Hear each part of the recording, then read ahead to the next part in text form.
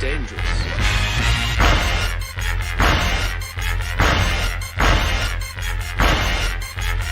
Bad feeling about this. You don't seem to understand something.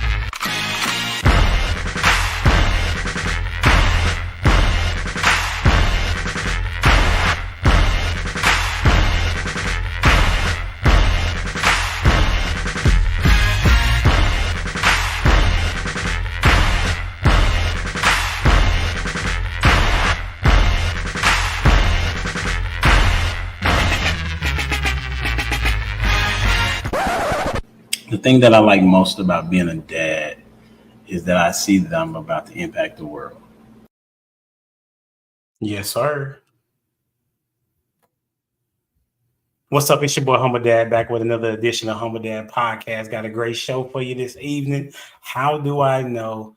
Like I always do, because we always do, right? So we're going to have a good one. We're going to talk about the situation with Cam Newton, Nick Cannon, and Dr. Brown and the things that have taken place. I thought it was rather interesting that she made the rounds in such a quick succession of a time. It almost seemed like it was planned for us to, I don't know, go at these young black men, which I've always had a mistrust or distrust of dudes that think it's okay to have so many kids and not be in the house.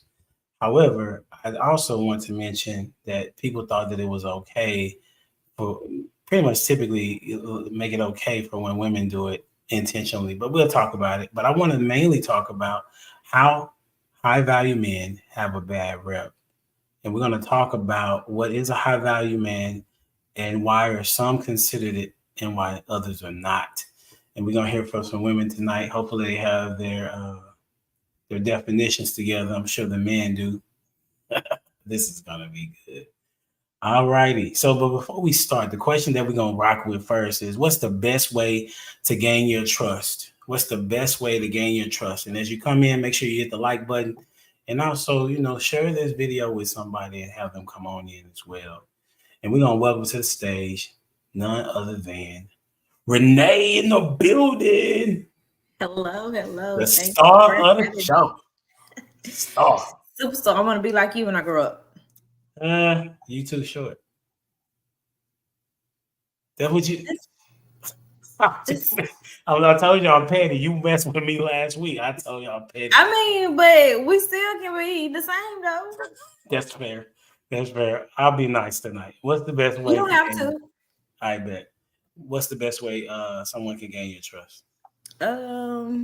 Being a person of their word. So if you say you're gonna do something, do that and be consistent in keeping your word. So don't say it this week and then next week, you start falling off and being inconsistent, because now it's like, I don't know if I can rock with you. I don't know if I can trust you, but consistently keeping your word develops the trust.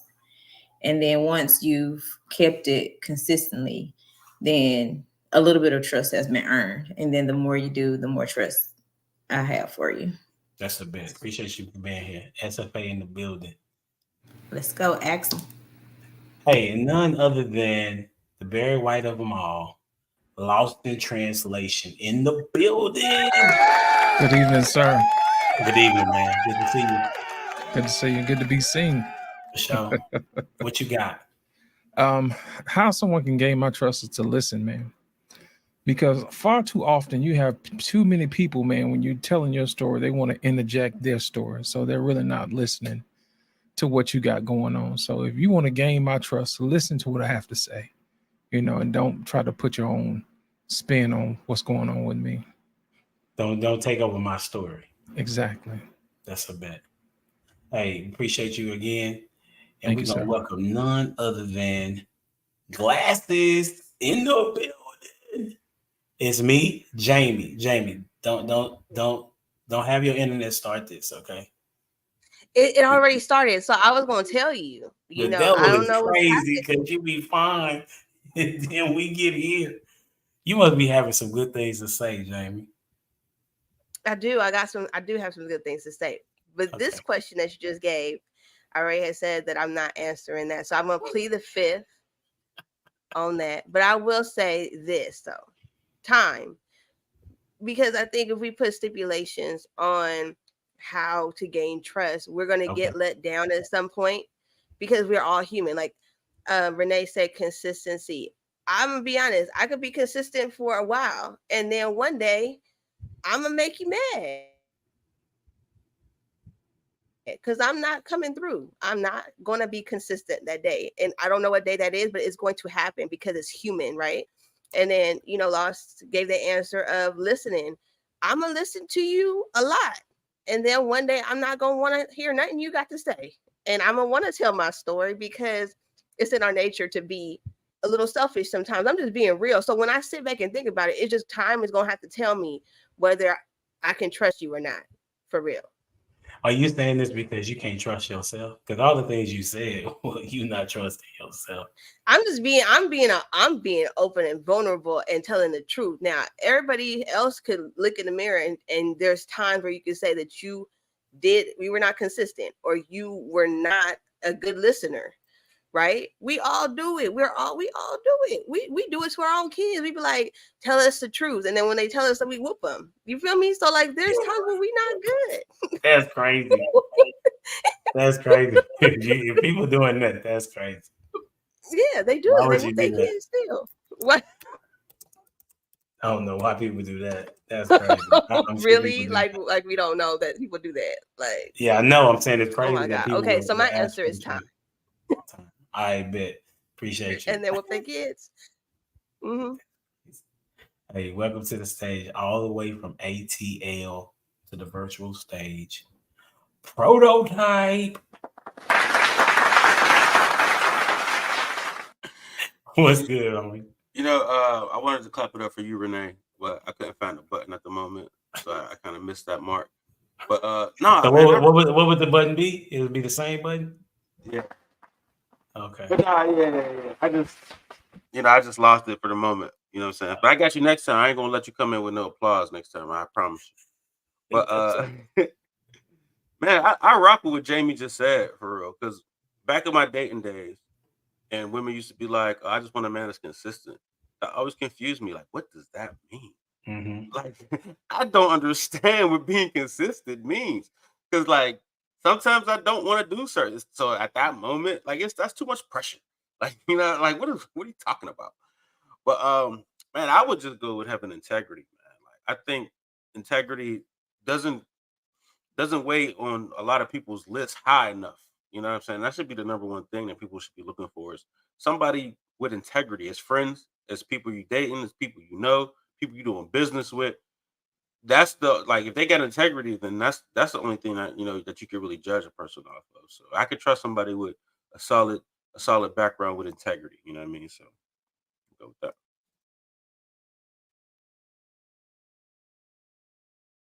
Dwayne Jones is not here yet.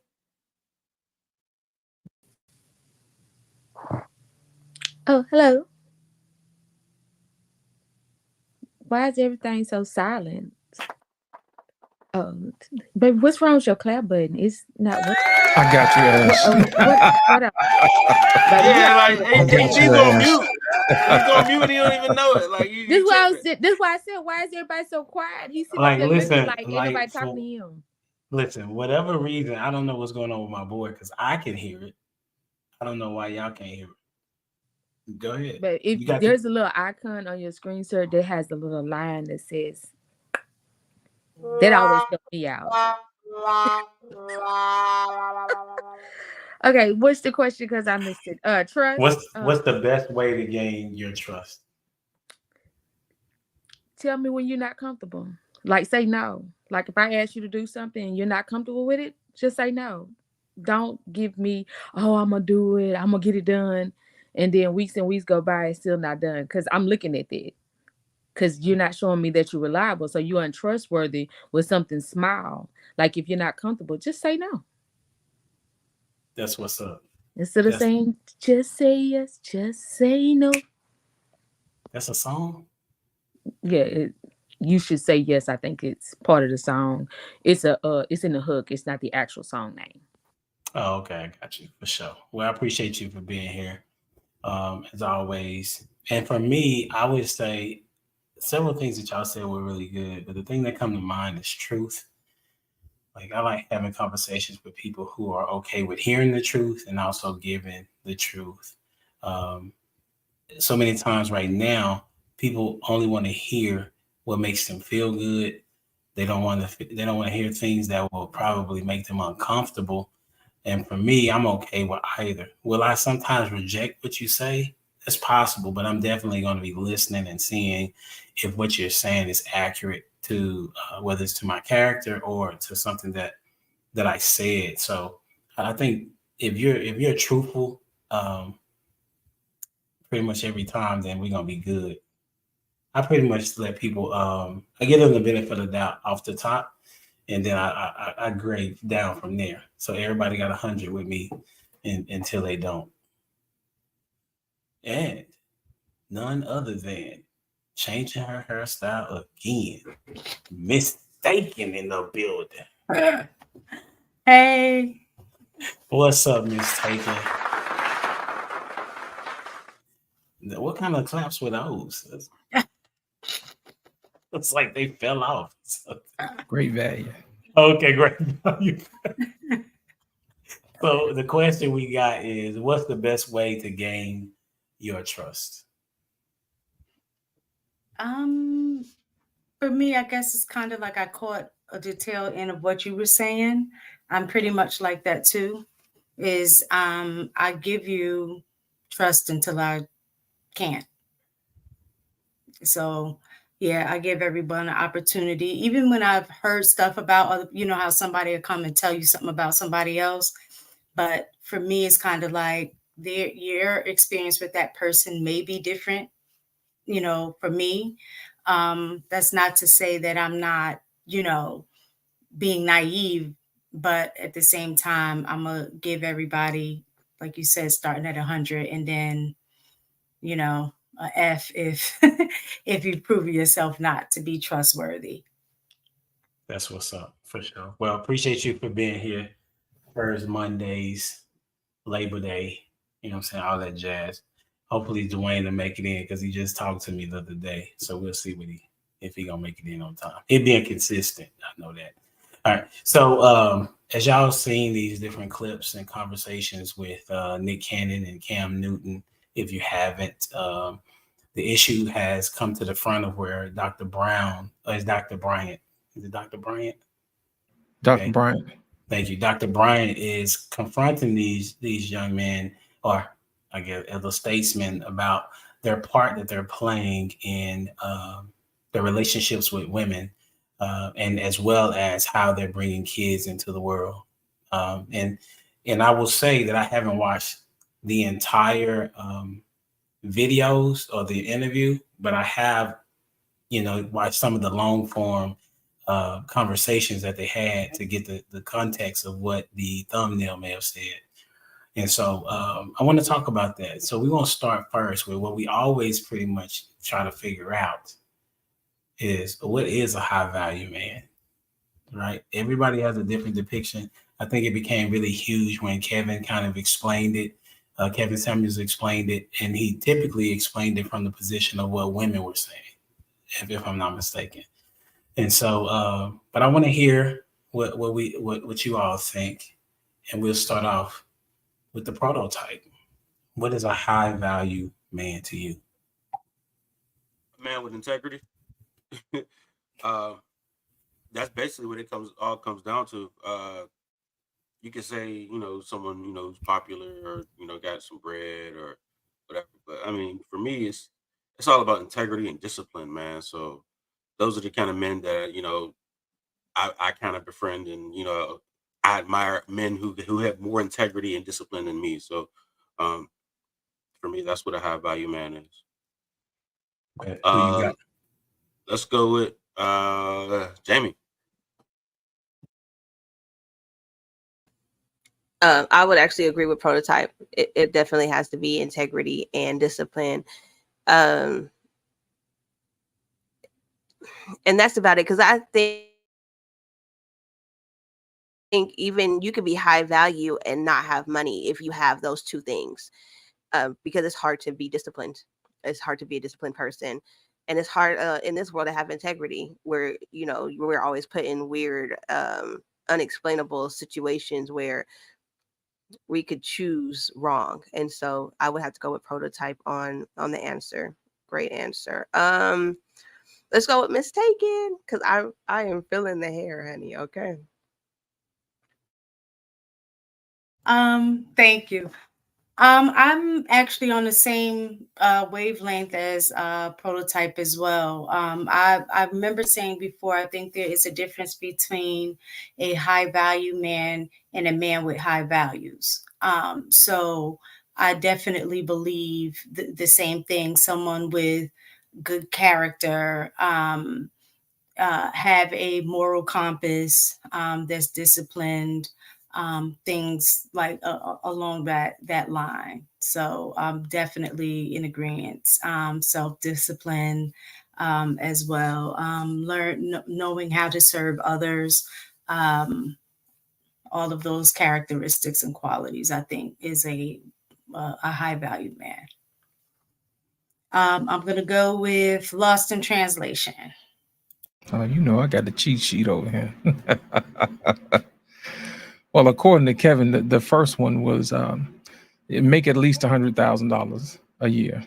You know, that's $10,000 a month, bare minimum, for at least 5 years. Okay, there's always the money component. That's automatically disqualify off the top because it shows consistency. Number two, do you have usefulness to the group? Can other high value men depend on you? You know what I'm saying?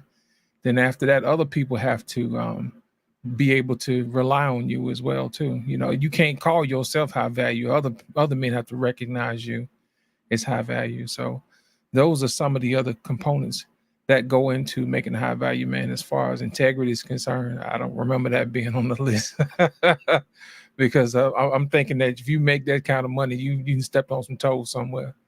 So I don't think that's it. I don't think people really care where it come from. I don't think they really care about character because they just want to make sure they get what they can get out of the deal. Most times, most people don't even like guys with high character anyway, just by looking at who they date anyway. So I think that's probably the reason why he left that out of that component, because most people don't care about character anyway. Usually when they call into his show, they never mention character. It was never mentioned at all. So that's the main reason why we leave it off the list. But there's some other stuff as well. But those are some of the main components. Yeah. I'm going to go with Ash next. I ain't got nothing. Okay, high value. This is trickery for me because everybody values is different. Because the topic kind of threw me out, but I know we're not there yet, so I ain't going.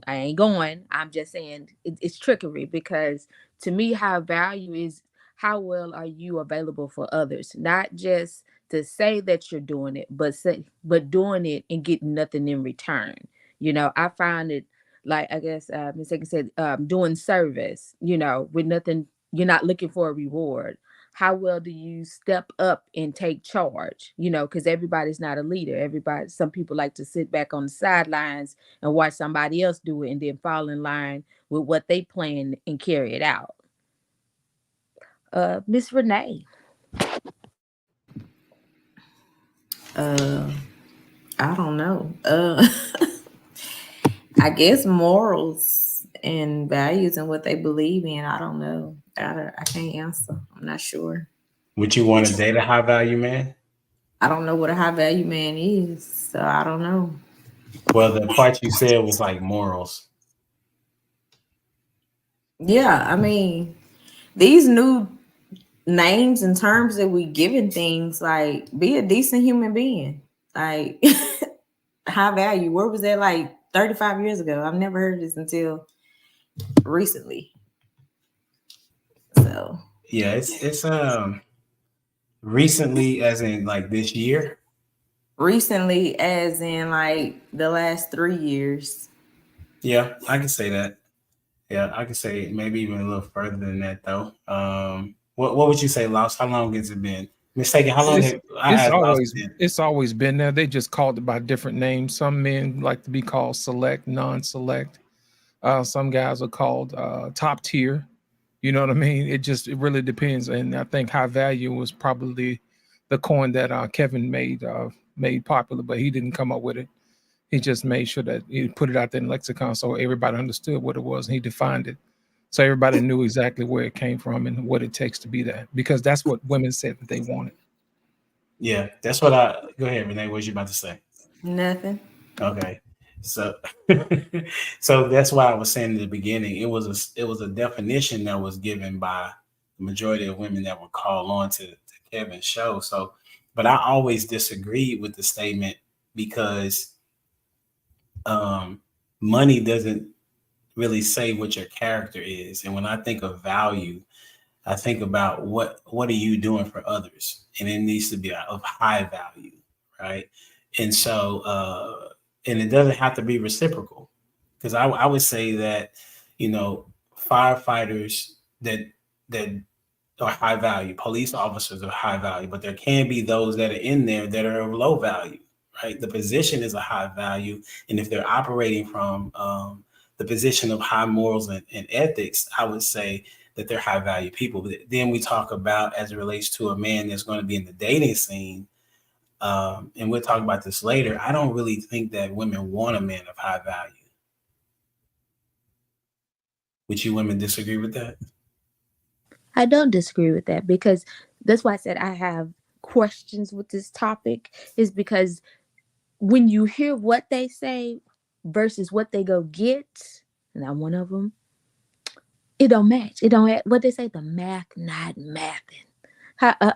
In better words, since we're talking about dating, the dating pool is not dating the dating pool. And one more thing with it, and I was thinking about this earlier. This is crazy because I was thinking about this earlier in the week. We don't date what we really want. We date where we comfortable, where we don't have to move up a level. Like if I could just be me without change, and I know you're gonna accept that, and you're not gonna require me to be anything else, that's what we do. I ain't gonna lie. I know one of my exes required me to do nothing but be me, and I didn't have to do that much work. I did not. And I enjoyed it, but then it came with a conflict because I'm trying to elevate now. Now I want to elevate, but you ain't trying to elevate too. So it's like, I done wasted your time, my time, and sitting here and played in your face when I should have just kept it moving. That's dope transparency. Prototype. I saw you shake your head, and then I'm gonna come to you, mistaken what your thought was, because I think you had something. Prototype. I see you shake your head at Ash. What was that about? Oh no, I don't. No, I was agreeing with her. Oh, okay. You know what I mean? Like, I don't think women really want. I mean, well, you know what they really want. They just want to be fed and entertained. And as long as they fed and entertained, then everything else, they don't really care about until it's too late. You know what I'm saying? They assume everything is cool as long as you feed me and keeping me giggling. You know what I mean? So that's why love bombing is so popular. Is that what you're saying? Maybe. I'm not completely sure what love bombing might be, but well, they do what you're saying, that a man will feed and entertain on a regular basis, and sometimes on a high caliber. Oh well, yeah. Like women tend to think if I'm not hungry and I'm laughing, everything must be all right. If I'm not. So I mean, it's just like bills could be blown up, the house could be on fire. She's like, I ate the day. You know what I'm saying? And he funny, so hey, I'm good. So. Miss Hagen, what's your thoughts? I think that women have a tendency to date what they want, but not what they need. And men have a tendency to date what they need, but not what they want. They cheat with what they want, and date what they need. I don't know. It goes back to kind of like what I think, I don't know if it was Ash or Jamie was saying about people value different things. And so I also think your age and experience also impact what you value at that time. Because I know I can look back at 18, in my early 20s, things like that. My value system was totally different than once I hit 30 and 40. So so I do think your value system can change along with experience. So I think sometimes with women, what they value at one stage in life may not, like, you know, I think Prototype said, but they learn too late. Is that I think everybody wants somebody, for the most part, that's nice, that's kind, you know, on both sides. But does the nice and kind, does it excite me, right? So if you're at that age and stage where the excitement, the fun, and all of that kind of thing is what you value, then you end up a lot of times with the wrong person. But then as you get older and you know, hopefully have learned through your fumbles, that then you understand what's important in a relationship and hopefully eventually marriage, and then your value system is supposed to change along with that. But I think for a lot of people, what tends to happen is kind of like what Ash was saying. You date with what you're familiar with. You say it's your type, and you keep dating the same person over and over again because of the fear of the change that is going to take to elevate. So you think, you said that men date who they need and not who they want? Is that what you said? Yeah, I'd say from what I find, and this is just from observing. Yeah, I'm not looking at it as a positive or a negative. I'm just interested in Yeah, stating what that I've seen from just I can't say necessarily, well, I'll say even from personal experience and just observing other people that I know who have been in relationships, is that the men have a tendency to be able to pick out a woman to fulfill things that they personally need in their life, right? So but I've also seen that a lot of times that woman isn't necessarily there if they can get everything wrapped in one package with the looks, all of those things, that typically she doesn't look like what he's necessarily attracted to.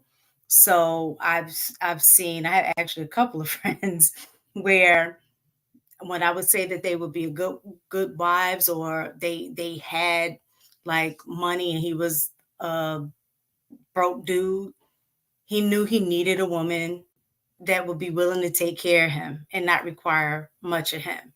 So that's who he ended up being with and marrying, but he was cheating with the woman that he really want, right?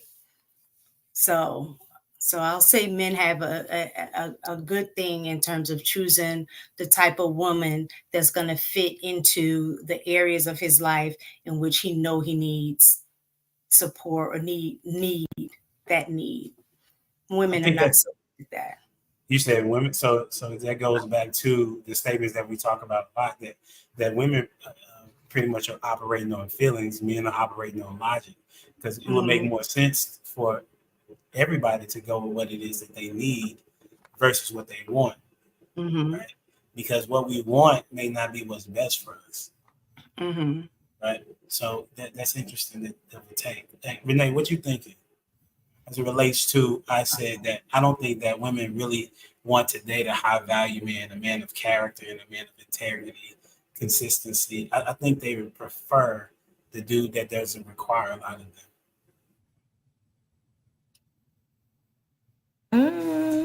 I think it depends on what age this woman is, because yeah, that may work when you're young. She may not require much and have low expectations, but a grown woman, I don't see that working, because being in my 40s, I know exactly what I want. I know exactly what I need. And I'm not willing to accept like, oh, well, I'm not going to do it because like, that's not going to work with me. We're not going to get far at all. So you're saying that it's based on age and experience in life. But when you say that the older we get, the more we are comfortable in where we are and less likely to change? I think it's individualized, because I'm not comfortable where I am at 41. So I can't speak for you. I know I want more for myself. So I'm doing what it takes to get where I'm trying to go. That may not be the next person's story. Some people may be comfortable where they are, and some people are not. Gotcha, Jamie. What's your thoughts on?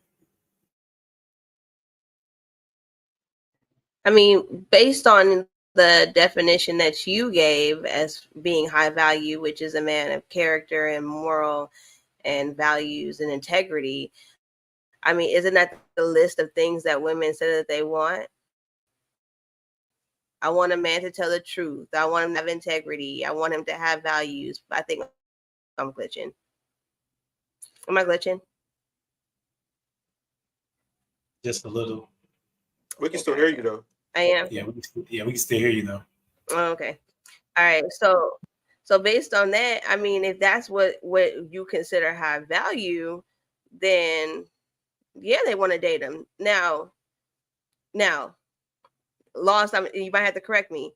You gave the list of what high value meant per what Kevin Samuels was saying. And what I did like that you said was that the moral and character part was not on the list. Now, I do have a question just to be clarified. Now, just before I make my other answer is, because I remember him saying, and I may be wrong, that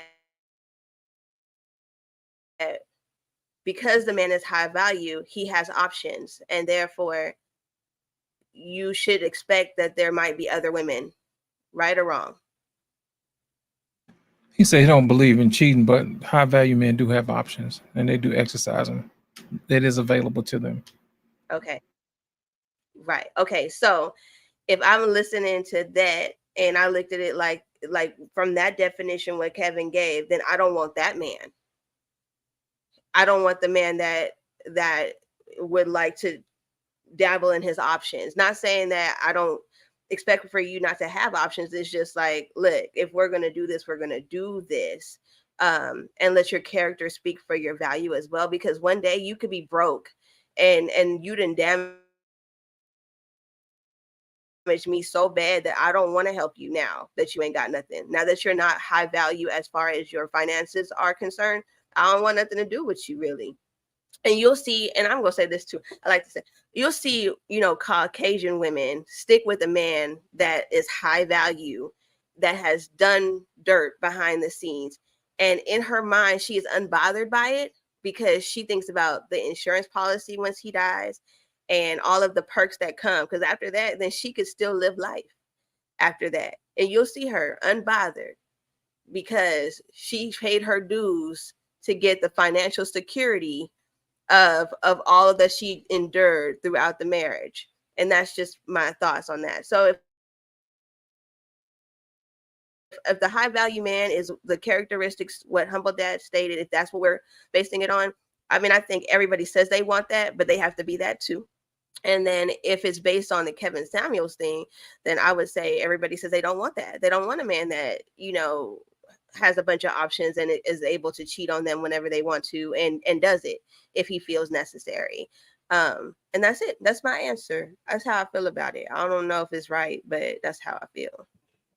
Well, that's how you feel. Lost, did you want to say something on this? Yeah, man. I don't look at what people say. I look at what people do, man. You know what I mean? People love to say they want a man of high character, but they don't get their man from church. You know what I'm saying? They like to say they get a man from integrity, but they grab a dude off the street. You know what I'm saying? Some guy with 5 and 6 other kids. I don't look at what people say. I look at what they do. And most times that's what most women settle for.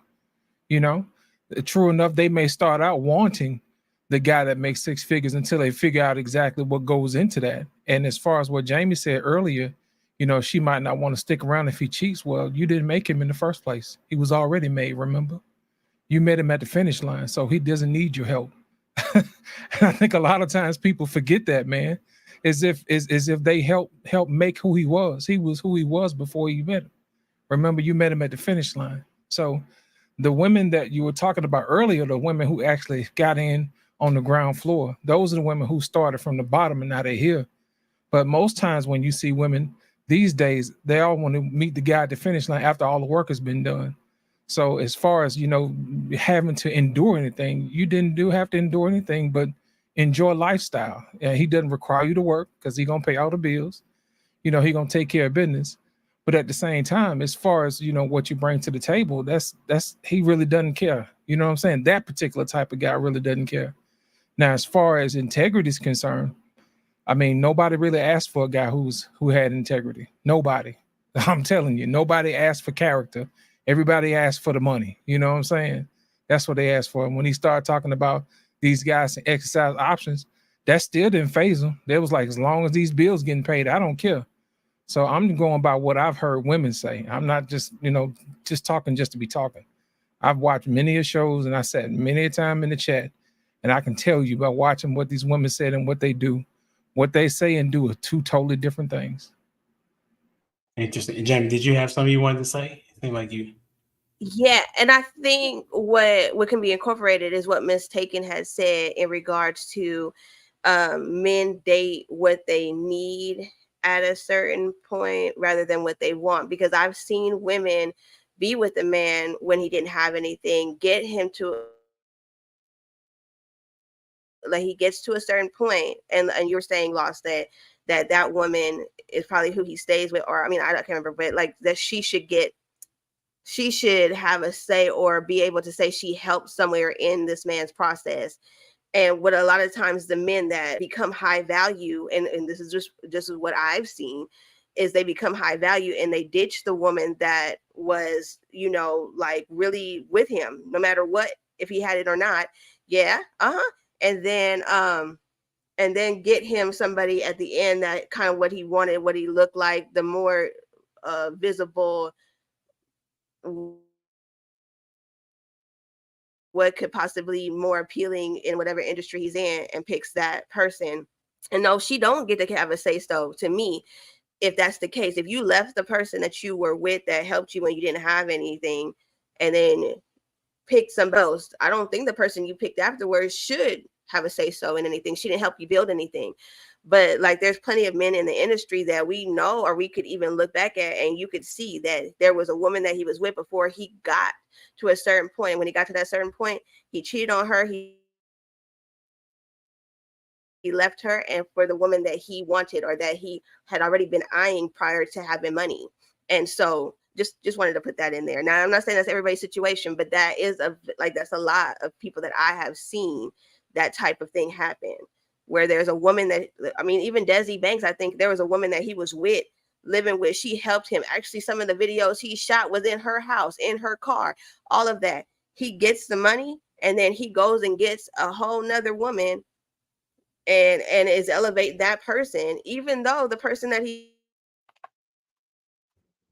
left was a good woman. He acted like he didn't have a good woman, but everything he did was in that woman's place, in that house, in her car, and everything. So I'm just saying, you know, I think that's why, and I know I'm jumping ahead, but that's why 6-figure men get a bad rep. That's it right there. That's well, no, I let Proto go because he hasn't said anything, but I think in situations like that where men like are with a woman and then like leave them once they make it, like she was probably putting him through hell that whole time. You ain't gonna be nothing. You ain't nothing. You keep shooting these videos. You always need my car. You this and that. You know, you ain't doing nothing. So like, she's verbally making him suffer. Yes, you know, she's letting him stay on the couch, or, you know, doing whatever, you know, but she is talking bad to him the entire time. So she's building up her own resentment, because now he's like, man, as soon as I get out of this piece, I can't stand this girl.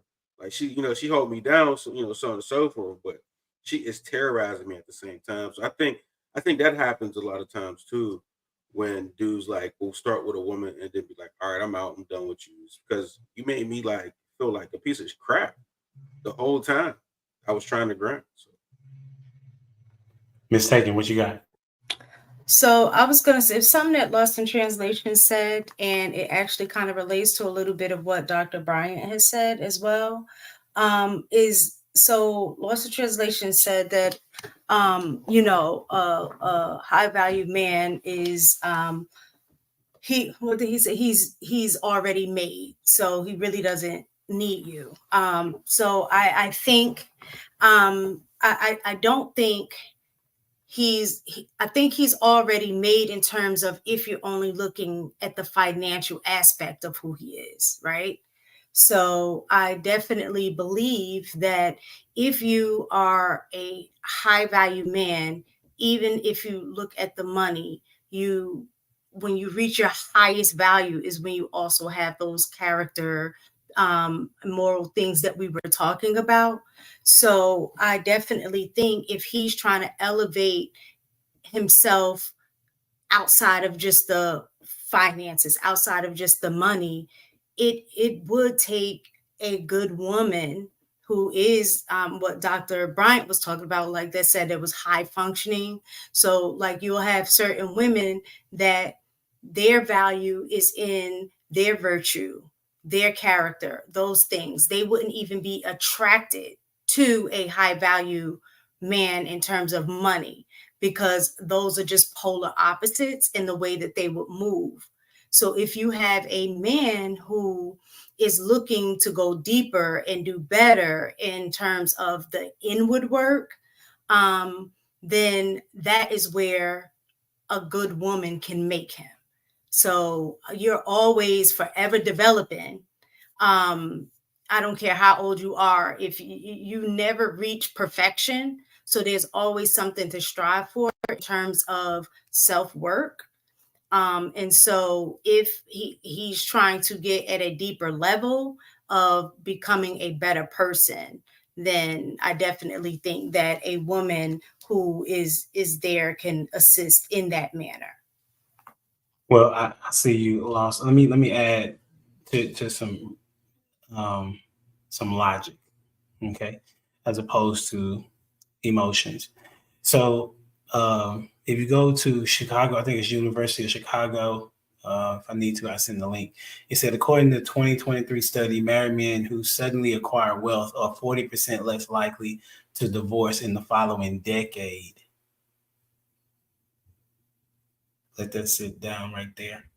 Right? For those that don't understand, that means that a man that is married and comes into wealth is less likely to divorce his wife.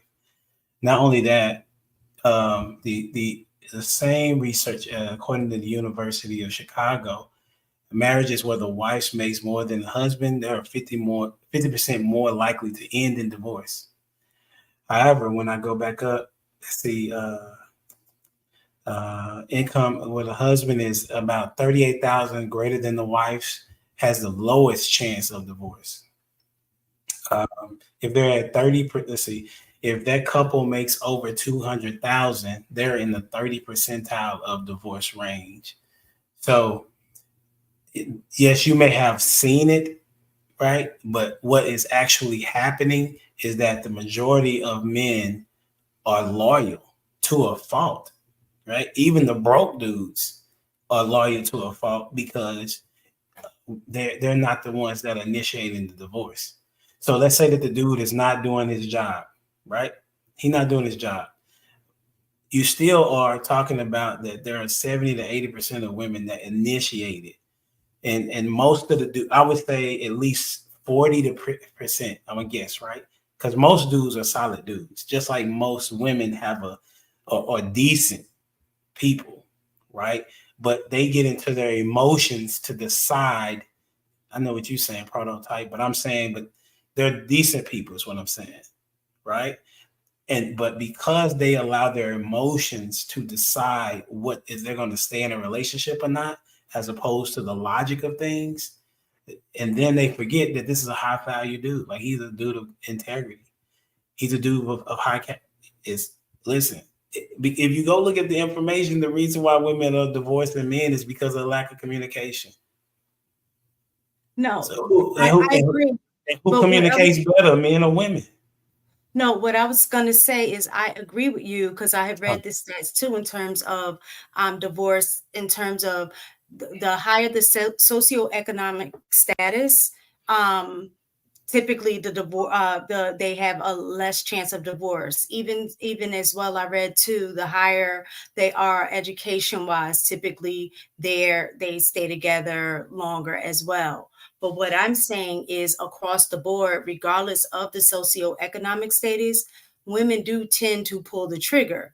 The problem is men leave the marriage way before the woman actually pulls the trigger. So I had read somewhere where it was saying, I wish I could remember that study, that was saying men will stay in a situation. So y'all say that is loyal just because you're physically there. But if you're not physically, emotionally, mentally involved in the marriage, you've already left the marriage. So what happens is men have a tendency to stay and do their own thing, right? And they just stay out of loyalty because they don't want to be the bad guy. And women get to a point where they finally are the ones to go ahead and pull the trigger. And I read that research. I'm going to see if I can find it. But I read the research. Do. Huh? I said, please find that. Yeah, I'm going to find it. Because I'm gonna come to you, Dwayne, because I'm thinking as it's such as this, right? What would make a dude ask a woman to marry him, change his life basically to say, I'd rather be with you than to have options? Because I would say that dudes that a woman says yes to that guy, he probably could get another woman. I'm gonna just go on the whim to say that. I could be wrong. Yes, prototype. I said I could be wrong. Okay. But women don't want to marry a dude that other women don't want. You see what I'm saying? So that's why I'm saying that the dude could probably get another woman, because most women want to marry a dude that is wanted by others because they enjoy the level of status to a degree of what a man can bring, because he has to have had something for her to say yes, as far as marriage, not as it relates to getting the box. That's different, right? So what I'm saying is that men don't want to get a divorce. Most men don't want to get a divorce. Hence the reason why they don't pull the trigger. Yes, I'm not going to disagree with you, Ms. Taken, where you say they may bow out inside of the marriage, but that means more than likely that the woman did something and he's regressing. If you go look at the information, because if women would be what they are designed to be, which is a helpmate to the man, and she's doing what she's supposed to do, don't get me wrong, because this is the Bible. If we want to go to the Bible, even if the dude is not living in a way that would be honoring to Christ, she's still called to serve him. Right? So women are not, most women are not serving their husband because he's not doing something for her. But that's not the Bible. The Bible is, Jamie, you know, wives, you're supposed to still submit to your husband unless he is going against the scripture. But women are not wanting to do such a thing because they would rather go with what they feel as opposed to what the Bible says. And I would attack the men as well. I would tell the men, you need to follow Christ and lead your home. But at the same time, if she's not doing what she's supposed to do, that's hard. But I'm still led to feel the same way. Yeah, I think you feel the same way. I think you feel the same way, but I'm saying, but the man is still going to stay. The woman is going to leave because she feels that way. Well, it all depends on, because the Bible also gives them an out too. So if infidelity occurs, she can divorce. And it says that in the Bible. Yeah. So agreed. my thing is, a lot of times in those situations, even though they're saying the communication actually, you know, depending on which studies you read, is a toss up between like finances, communication, and money, depending on which story you read. So usually with the high value men, kind of like what Lost in Translation said, is that what Kevin Samuels was pushing is that he has options and he he can use those options. And I think a lot of women go into that situation knowing that, because it's just too many examples of that occur. And I think what happens is they go in thinking that they can handle that. And then after years and years of dealing with that, you realize that you're not built for that life. And some women are like, I can turn a blind eye and, just wait, death do us part. Usually men die earlier. So I'm going to sit and wait my time. Some women are like that as well. So I agree with what you were saying, but that's just kind of like a caveat to that as well. That's a bit. Dwayne, what you got on it? The question is right now, I posed to the panel that I don't think that women really want a high value man as it relates to integrity and character and things of that nature. You're going to have to turn down your sound a little bit, bro. It's already up there. Turn it down. Golly. All right. So I was sitting there thinking, values is kind of like beauty. It's in the eye of the beholder. So values is relative. So it's what value you bring to me.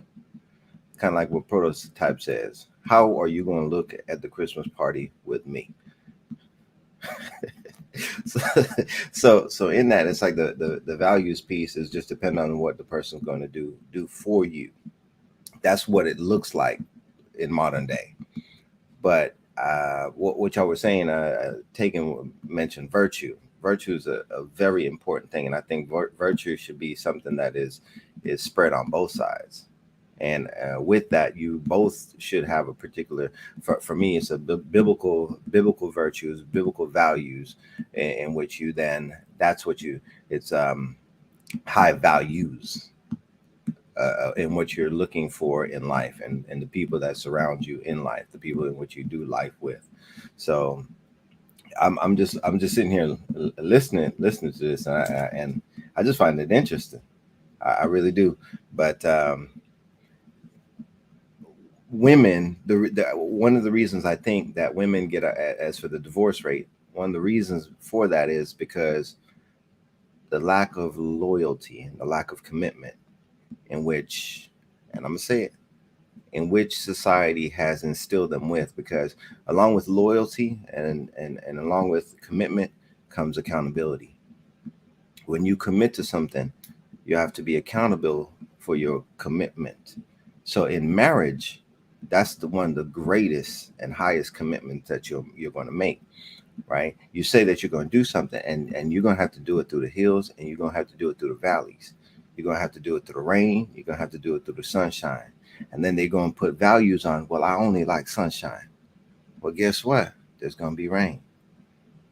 So in it, that I only like ups. Well, guess what? There will be downs, right? So in it, I also then look at it. It's like whenever you do go through certain things, what do you want that man to do for you when you go through those things? What do you want the man to do whenever you do go through your valleys, right? So whenever we talk about even high values and high value women, we talk about education. Oh, they got their education's high now, their salary is high now. But what about when you're at your lowest?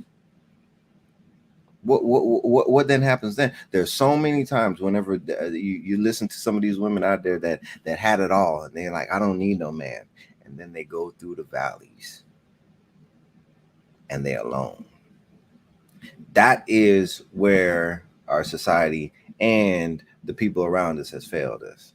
So HD, I appreciate your challenge. I appreciate what you're doing here, because this is putting a light on it for people to examine their situation.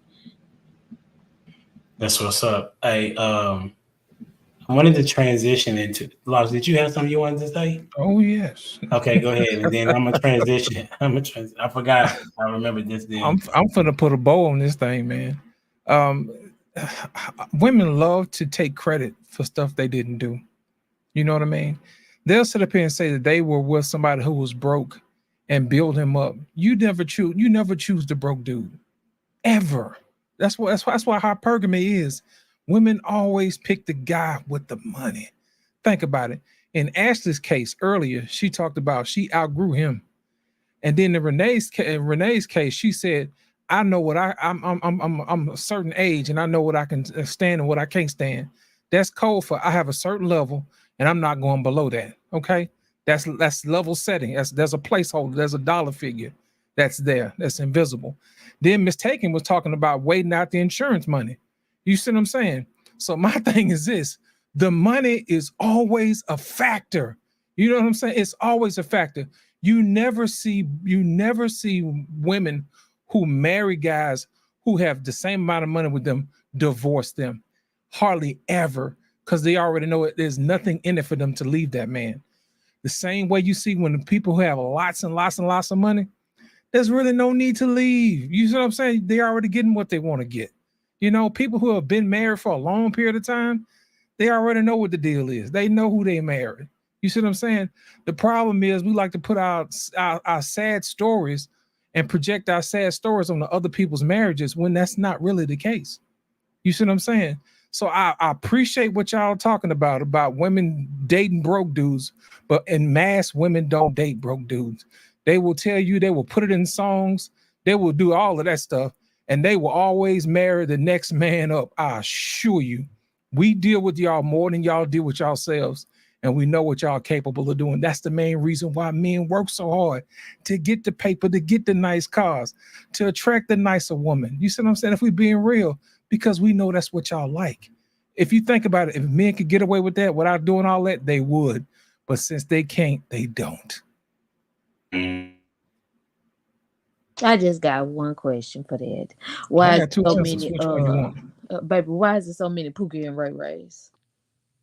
Ash, hold on real quick. Renee, we're going to come to it. Renee, you had raised your hand. What would you raise your hand about? Because I disagree with Lost and all of that, because women... Turn your mic down just a little bit.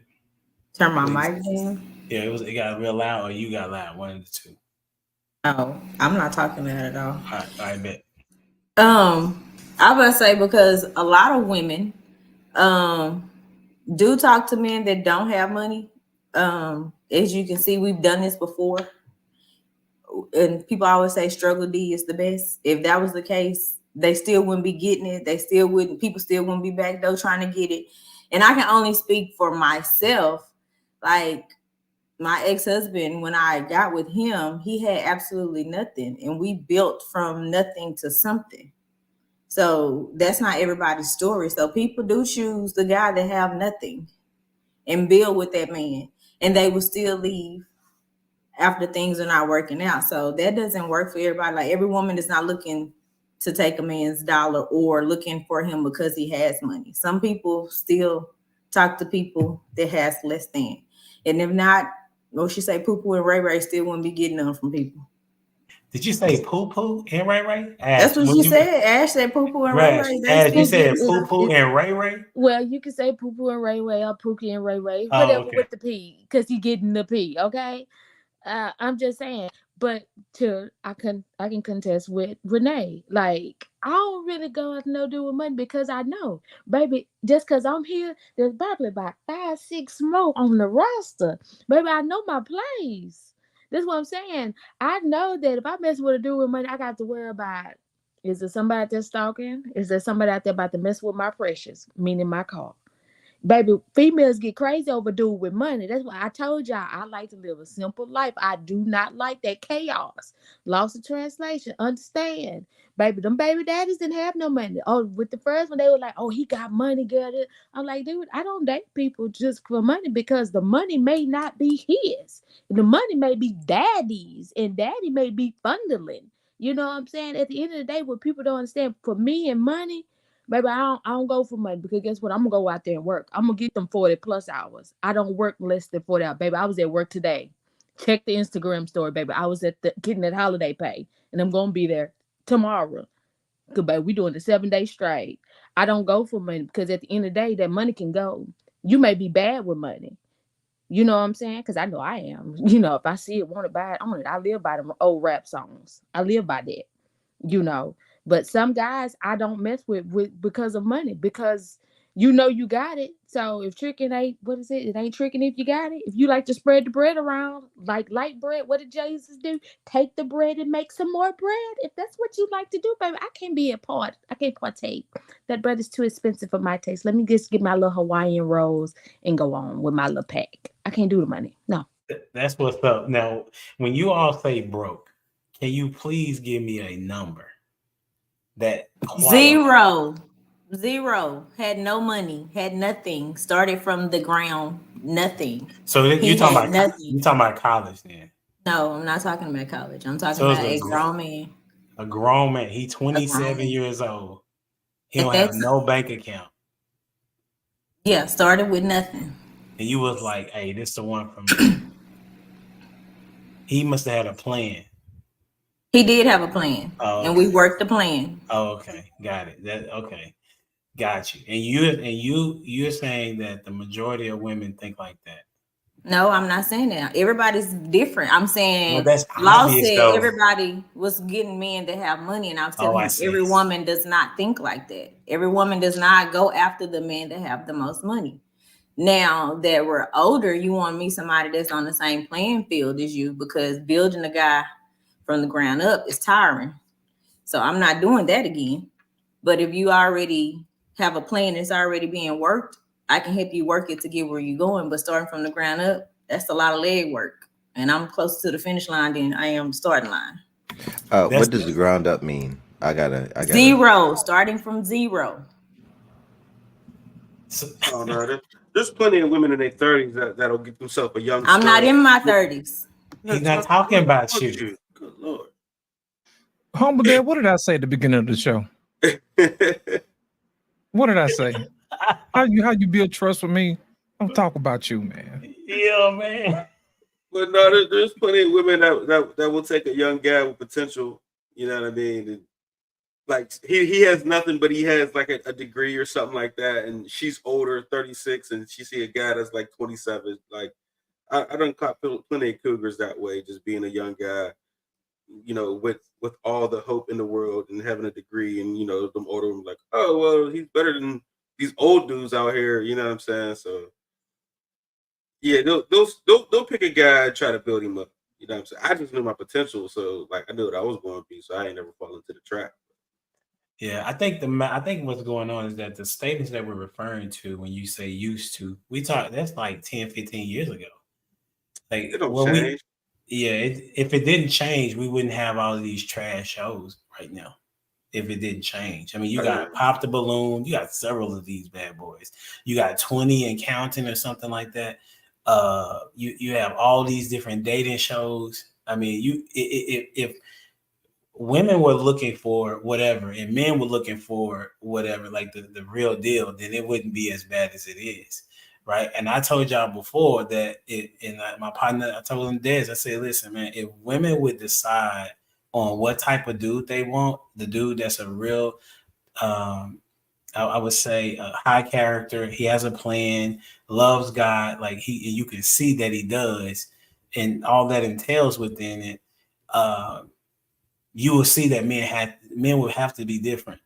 And the question that always is asked, well, why are we talking about the woman? It's because women change, men didn't, right? Men have literally been the same since forever, right? Men have always tried to chase the punani. Okay. The thing that was different was that there was a father in the house that was able to deviate her from making so many bad decisions. And if she did, dad was there to be like, listen, you impregnated my daughter, you finna marry her. Right. That does not exist now. And so women are having to make the decision on, is he a wolf in sheep's clothing or not? Right. And so because women are left to do that, they make bad decisions oftentimes until it's too late, right?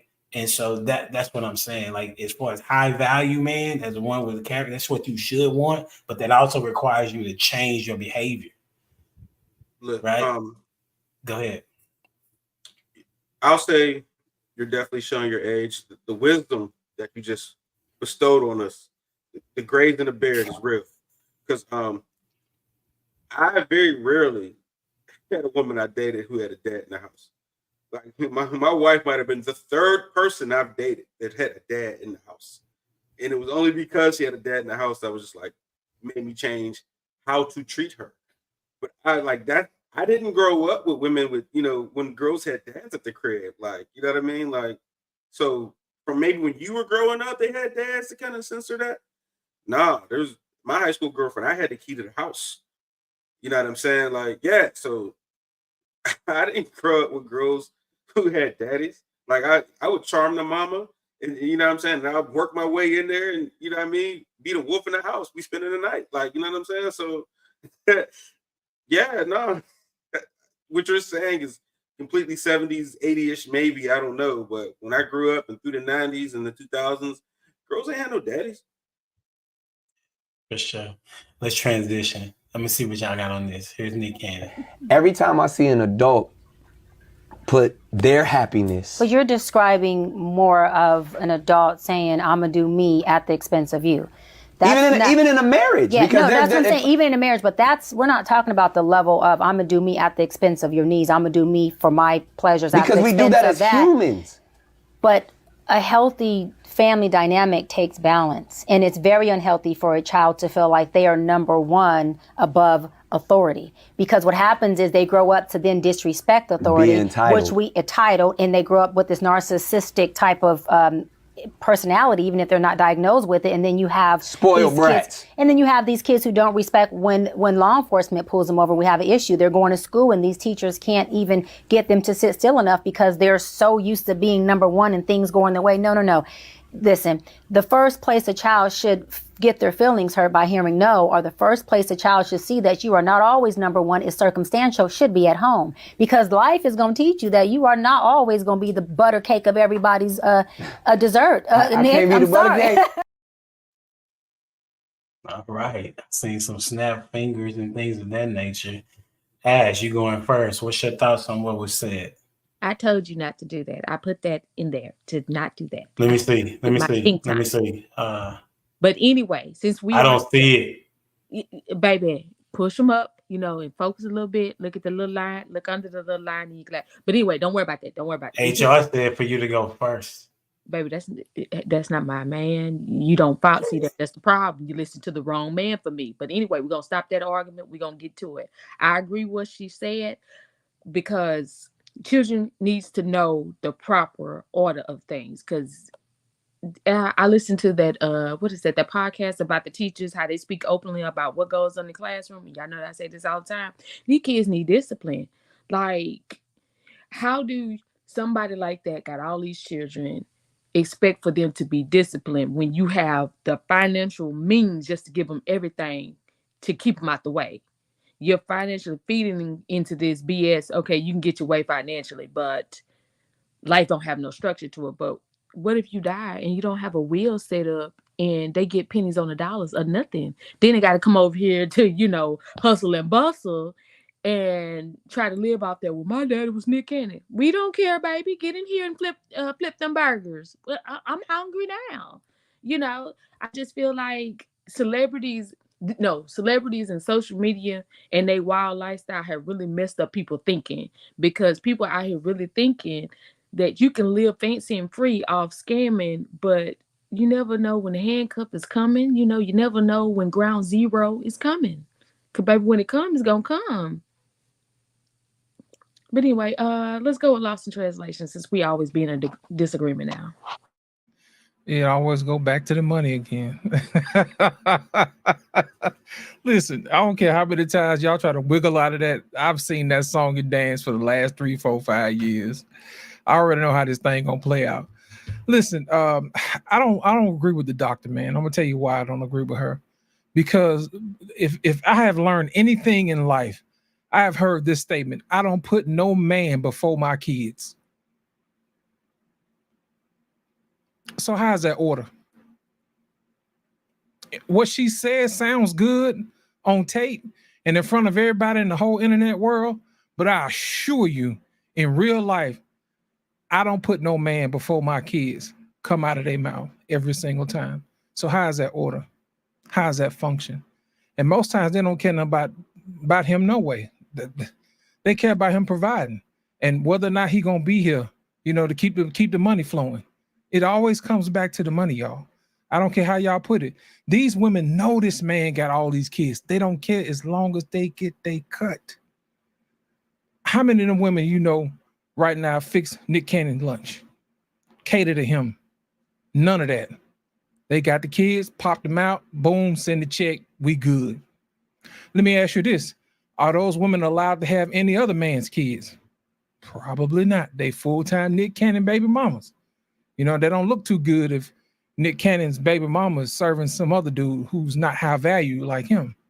You see what I'm saying? He's taking those women off the market. They kind of belong to him, you know?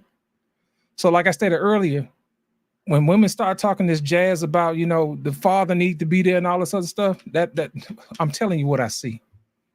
That don't fly in real life. It just doesn't. Because I always hear, I don't put no man before no kids. And that's just real life. And tell me I'm lying about that. That's a lie. I see it all the time. Baby, I Okay. done saw it, seen it, don't live it. Let's just say I don't live it, but I see it all the time. And baby, kids suffering, raggedy.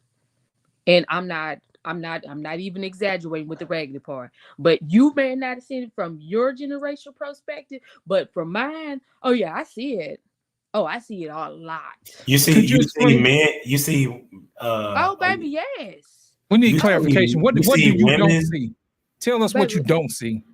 But what I see with my eyes and my good contacts that I pay for is that these women out here, these baby mamas be putting these niggas before these kids. Baby, y'all can disagree all you want. You may not see it because you got your little blinders on. But baby, when you come and you really look at it and you look at some of these relationships on a low level, I'm sorry, in my tax bracket, I do see it. Baby, these women will go fix the man steak and potatoes and send the kids hot dogs. The kids Even on eat an educational standpoint, like we see it in education, like my mama was gone with her boyfriend all day and we didn't get to eat, or my mama been gone for 3 or 4 days and I had to get my sisters and brothers to get, like, if you're in education, you see it a lot. Or my mom boyfriend came over, so she told us to leave her alone, so we didn't get to eat today. So to me, that is putting them in before your children, because they need to eat, they need to get ready for school, and if you're not doing that, then that's neglect. Jamie, okay, go ahead. Wait, Lost. Wait, Lost. To Hold on. Go ahead, piggyback Miss off of what Renee is saying, you know, I'm in education as well. And a lot of times out of some of the defects calls that go in is directly related to those things. It's specifically where the boyfriend has done something to one of the kids, the mama knew about it and got mad at the kid for saying something. So I think maybe what we're talking about may be on like a higher, like she said, tax bracket, where you go in because you're going in for the money, versus when you're just dating a regular dude, like on a, you know, regular scale that nobody know who he is. They ain't got Nick Cannon or any of those, you know, that kind of money, but just regular, everyday, you know, people in the school system. We see it a lot, a whole lot. Jamie, come in here. What you got? Yeah, and I'm gonna have to say I worked in dependency and neglect as a clerk. We had 25 plus cases a day with petitions coming in from kids being abused or touched on or neglected or hadn't eaten because mom had been gone. I'm not trying to say, oh, it's not a reality, but I'm just saying that I feel like sometimes, and this is no offense to the panel, but y'all live in a land that's a little delusional, because the people out here in these streets on a regular basis, lives are a lot different than what I believe you actually live or see. And when I say like, okay, my clients are like this, I have regular lower class clients in a sense. And so when I say, okay, this woman was with this man and they both didn't have anything. I see bums on the street that are in full-on blown relationships and happy. I see that on a regular basis. I've cut their hair. So I mean, like, I talk to these people, I engage with these people. And so I just try to, sometimes I'll be like sitting there like, okay, well, the tax bracket is different. The reality, your sphere of influence is different.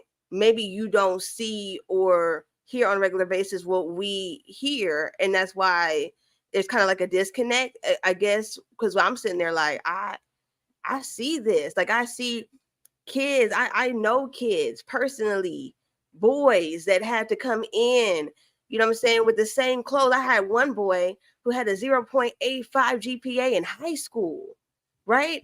And he wore the same shirt the entire school year and just changed out the pants. He had 3 pairs of pants. He had jeans, he had shorts, and he had sweats. And he would change it out to make it look like it was a different outfit. But it was because his mama chose the man over him. And all the kids, he had to take care of all his brothers and his siblings.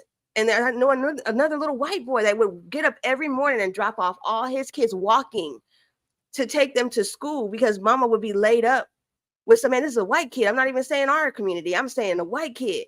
And these are just some, I'm giving you a few stories based on, and because I went from working in the courthouse to working at the school. So on my case, the people that I had on my caseload ended up becoming students that I was working with because they had IEPs, because their educational level was so jacked up because they would have to make their own way to get to school. And so, I mean, and here's the part that's really, really sucks for these people is because we live in a different tax bracket, we live in a different caliber. This is their regular life, and they listen to us. They they listen to people like Nick Cannon. They listen to people like Cam. They listen to the people that have privilege, and they take from them and say, I should have this privilege here because of whatever, because they want to live a different life than what they're living, which their life sucks. Their life, it sucks. And I'm not be real. It do. And that's just what it is. I'm sorry. I just wanted to say that I feel like we just missed something. You got to go out the loss, Dwayne. Loss, and then Dwayne. I'm going to say this. Ladies, I love y'all to death. But that was a straw man argument because we were not talking about kids getting touched on. We weren't talking about kids missing meals and wearing clothes.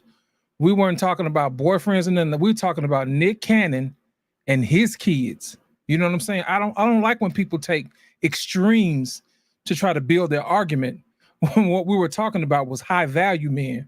We weren't talking about, you know, what y'all were talking about. So I want to make sure that we keep this thing on the level and on the swivel and make sure that we're talking about what we're talking about, because when we enter straw man arguments, it's like you're gaining a victory on something you interjected into the conversation to make it seem like you won a point when it really wasn't. We're going to stick to the point. But that topic was by. Hold on, mistaken. Let him finish real quick. I'm asking for clarification so I can follow what he's saying. Right. I know. Let him finish it. I know. Let him finish and then ask him. What I was saying was we weren't talking about what y'all were talking about. We were talking about Nick Cannon being available for his kids. You see what I'm saying? And what we were talking about was how women say, hey, I'm not going to put no man above my kid, which was in context to the video about how she was saying that the kids should know that they're not number one. And what I was saying is that those kids learn that they are number one from their mother because they say that they don't put a man before their kids. And then y'all interjected with somebody touching kids and all this other stuff and folks wearing one pair of pants to school. That was not the argument. We were trying to stay focused on that particular topic. Okay, so I misunderstood. I just heard the part where he said that women say that they don't put men before their kids. And that was where I was coming from. So I didn't catch all of the rest of the stuff. I heard that part. So don't worry about it. It happens all the time on panels like this, but I like to call attention to it to make sure that we have honest conversation. That's all. Yeah, because like this is what it is. I'm gonna come to you, Dwayne. Let me kind of try to put this together real quick. So there are two things that are being discussed, right? As Law said. So I'm in the education system too, and we all know that like I can see that women would put the man to date above, you know what I'm saying? Because that man is not inside the house like that. She's going to go get her fix or whatever, have fun or whatnot. It's different once that guy comes into the house and it's supposed to be the authoritative person in the house. And now she says, on average, she says, these are my kids, or she will not allow him to discipline her kids like he is in charge of the house. That's two different things, right? So one thing is what you're saying, Jamie, Renee, and mistaken. The lady is going outside and going to parties and hanging out with this man. Okay, that's a different conversation. That does happen. That's a real thing. But also the thing that happens at just as much, if not more, whatever the case may be, is that once the man has now been placed into the house, right, he is not allowed to be the authoritative person over the kid. Okay, that's the two different things. So when Law said that Nick Cannon has now made the woman his, that woman is not going to put that the dude that comes into the house, she's not, is more likely than not that she's going to put that man above Nick Cannon's kids, when Nick Cannon is literally supplying their lifestyle. No different than Country Wayne, no different than Cam Newton. Okay. And we'll talk about that. Dwayne, what you got? Yeah, no, that's what I was gonna get clarification from Loss, because I believe that's what Loss was talking about. And ladies, like, don't get me wrong, like, I understand where y'all are coming from too, but those are two separate things. And I want to, I guess, simplify high valued men. It's a good man. I'll just put it at that. Versus the bad boy. And ladies, y'all know what the hell the bad boy is, right? And typically y'all go after that dude, right? That the one that gets the attention, the one that the alpha type dude. I'm trying to simplify that, because that's how there's another podcast called the Happy Wife School on YouTube, and that's how she describes it: the difference between a good man and a bad boy. And as for what we're talking about, as for the video, most good dudes are trying to do the best that they can for the people around them, and most importantly his family. But then they run into circumstances and situations where women naturally, y'all, in that nurturing aspect of how y'all are wired, y'all will take the role of the kids. Like, I got to look out for the kids. The kids come first. And there's many instances where wives will put their children before their spouse. And that's a problem. I'm going to repeat it again. That's a problem. And the reason why I'll say it's a problem is it's biblically out of alignment. God, man, wife, the children are underneath that. The children ain't even mentioned in that, by the way. I'm just putting that out there. So this is a real thing. And if I've done research on it. I have done research on this, where women will put their children, and I'm not even in some instances, not stepchildren. I'm talking about their biological children's needs before their husband's needs, because that's how y'all are wired. Y'all will nurture the children. And guess what? I get it. Y'all spent 9 months with them, right? And in y'all's belly and all that, right? All that time. But then it's your spouse who's supposed to come first before your children. So I think that's a very, very important point. And hey, HD, you know, Russell, that's one of the things he talks about, is specifically, you should not put your children in any situation, whether you're the male or the female. Let me clarify that too. Whether you're the male or the female, you should never put your children before your spouse. And now, again, I'm gonna clarify, this is not an abusive relationship we're talking about. This is talking about a relationship between a good man and a good woman, in which HD was talking about. You made mention, HD, a majority of women are decent. Majority of men are decent. We're talking about those decent people in those relationships that desire to be together to flourish a family.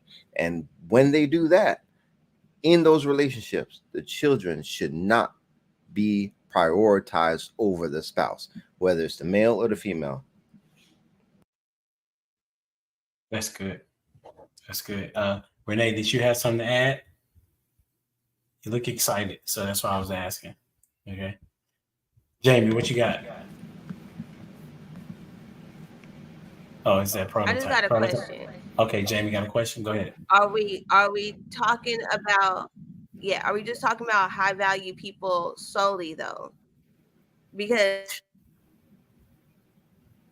I just want to make sure, because based on the answer, like it's sometimes like we're talking about regular everyday people, and then sometimes we're not talking about them. And so it's kind of hard to give answers because like Ash, when she said, no, I know women that do that are in lower brackets. And then when we give an answer, it's like, oh, you know, it's a strongman answer, but it's not that. We're trying to figure out, are we talking about people with money? Are we talking about people, you know, that live like regular lives? Like what are we talking about? And how do we keep within that so that there's no confusion? Got you. Go ahead, Dwayne. And I guess that's why I try to clarify it between high value. I said I qualified it with good men versus terrible. Like as for there are bad mothers, right? I would classify what y'all were describing as for any woman that neglects their children for another man. I mean, like neglect. There's a difference between because y'all said neglect. Yeah, that's a huge difference. So when in some of the instances in which y'all describe, that would not be a good mother. But whenever a good mother now then in her desire to nurture and take care of now starts to neglect her husband or her spouse, that's where it becomes an issue. And whenever I talk about that, neglect is prioritizing. So I want to make a distinction. A good man and a good woman is going to care about each other's interests, including their children. But the priority is each other first, because just like whenever you're here on the airplane, put on your mask first, and then you can help the people next to you. Your relationship is dependent on the bond between you two, and out of the outflowing of that bond between you two will then be able to disseminate that love to the people around you. So in many of those instances that y'all were describing, there was no marriage. That I don't think y'all were talking about. There was no unity in that. There was, to me, it sounded like selfishness. And a marriage is not built on selfishness. My 2 cents with inflation. With the inflation. Yeah. So does that make sense, Jamie? I'm gonna just say. Okay, go ahead, Prado. I agree with the girls when they was going on a rant. Please explain. I mean, because I have seen where, you know, mothers of every tax bracket put a man before their children. I've seen that, you know what I'm saying? So no matter if she has money or don't have any money, or, you know what I mean, just looking for a man for the next meal or whatever. I've seen plenty of times where women will put a man, you know, in front of their children, you know, and it causes a lot of mental issues with. I got to remember, I'm ADHD, right? Like I'm special ed. So I went to school with all those special ed kids. So seeing those kind of traumas or whatever, that's a regular thing for how I grew up. So I definitely see mothers, you know, putting stepdads and, you know, at a certain place over the kids, you know what I'm saying? So it's not necessarily all true. We can't, you know, we're not a monolith here. So. Yeah, but the thing is that like neglect is different from, because it's different from putting your spouse as priority. I think that's that's what the misnomer is that people were stating. Because like when Renee mistaken and Jamie talked about kids being in the education system and being neglected because the woman decided that the man was more important, to where she couldn't feed her kid, okay, and clothe her kid, is not the same thing as when a woman is supposed to prioritize her husband by making sure that he's okay, and at the same time making sure that the children are okay, right? So, for example, if I'll give you more of an example, okay? With me and Kendra, when we are talking to the kids and we're disciplining the kids, we have made it a point to not say something to the other person while they are disciplining the kid. Otherwise, that is taking the side of the kid at the time we should be connected together. Okay, that is not that would be disrespectful to the other person. Okay, now when we are quiet and we're silent while the other person is disciplining that child, that is a form of respect and showing what priority lies, and showing the kid that who is in charge and who comes first and where they line up in position as it relates to the dynamic of the household. The premise of which you all are stating, you're saying that the kid is at home and don't have anything to eat, and this woman has left the house to go partake and hang out with this man. Those are not the same thing. I think that was just an example, though, because I think that was just a common example that the ladies were using. Right, but it was still talking about neglect, like in both situations. But no, both are not neglect. Both in are your putting. eyes. No, it's not in my eyes. No, but Both, what I was getting at, not to cut you off, but what I was getting at, not to I cut me off, but you seen did. But you cut her off. exactly. And I'm gonna go in with the knife, like you do us all the time. So I'm gonna go in with the knife and get Roll the that bus, jugular. Ash. Roll that bus. You know, okay, he finna get rolled today. But what I'm saying is, I've seen that women have put men before the kids. I'm not talking about just for neglectful things. I'm not talking about simply for that. I'm just saying I have seen it. And some women is not geared to balance. How about that? That's a better way of pulling it. You know, they put the man up here and then can't go over there and function with the kids. That's the way I'm gonna put it from what I've seen. Again, you can shake your head, Dwayne, like you So normally is do. that good or bad? What you're describing? It depends on, again, the eye of the beholder, because You're beholding it, so I'm asking you. And I'm gonna say it's bad because to me, you need to find a balance in the way of dealing with things, because sometimes you can take a back seat and sometimes you need to interject because things can go too far. Not touching on anything. I'm just gonna say too far, depending on what it is and what it ain't. But sometimes women don't know how to balance, and we see it all the time. They'll have one kid, then add 30 more, and then get mad at the world. That just common sense. We giving examples, but sometimes, because women, again, like y'all said, we like to do the delusional thing, right?